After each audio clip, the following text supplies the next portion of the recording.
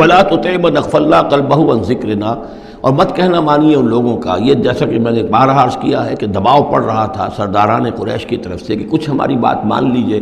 کچھ ہم آپ کی مان لیں گے۔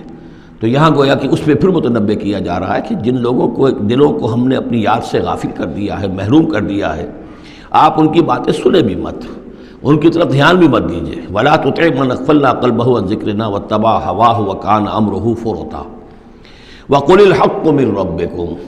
یہ جو مضمون ابھی ہم نے دوبارہ پڑھا ہے، اس کو آپ دیکھیں گے کہ یہ 21ویں پارے کی آغاز میں پھر دوبارہ آئے گا کہ جب بھی شدید کشاکش کا دور آیا ہے تو اس میں یہی ہدایات اللہ تعالیٰ کی طرف سے آئی ہیں حضور کو اور حضور کی وساطت سے تمام اہل ایمان کو،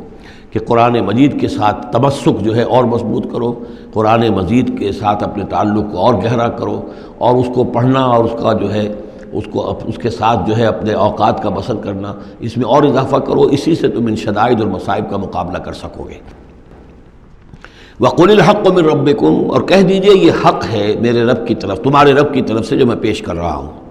فَمَن شَاءَ فَلْيُؤْمِنْ وَمَن شَاءَ فَلْيَكْفُرْ، تو اب جو چاہے ایمان لائے، جو چاہے کفر کرے۔ یہ بالکل وہی بات ہے جو سورۃ الدہر میں کہی گئی ہے کہ اما شاکرا و اما کفورا، ہم نے پورا اختیار دے دیا، انا ہدیناہ السبیل اما شاکرا و اما کفورا، یہ اختیار ہم نے انسان کو دیا ہے، چاہے شکر گزار بندہ بنے، چاہے کفران نعمت کی روش اختیار کرے۔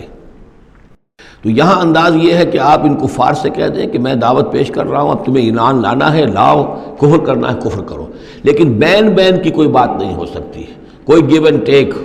کوئی جو ہے کمپرومائز یہ ممکن نہیں ہے۔ قل الحق من ربکم، ٹیک اٹ اور لیو اٹ، یہ حق ہے تمہارے رب کی طرف سے، چاہے اسے چھوڑ دو تو پورے کو چھوڑنا ہوگا، قبول کرنا ہے تو پورے کو کرنا ہوگا۔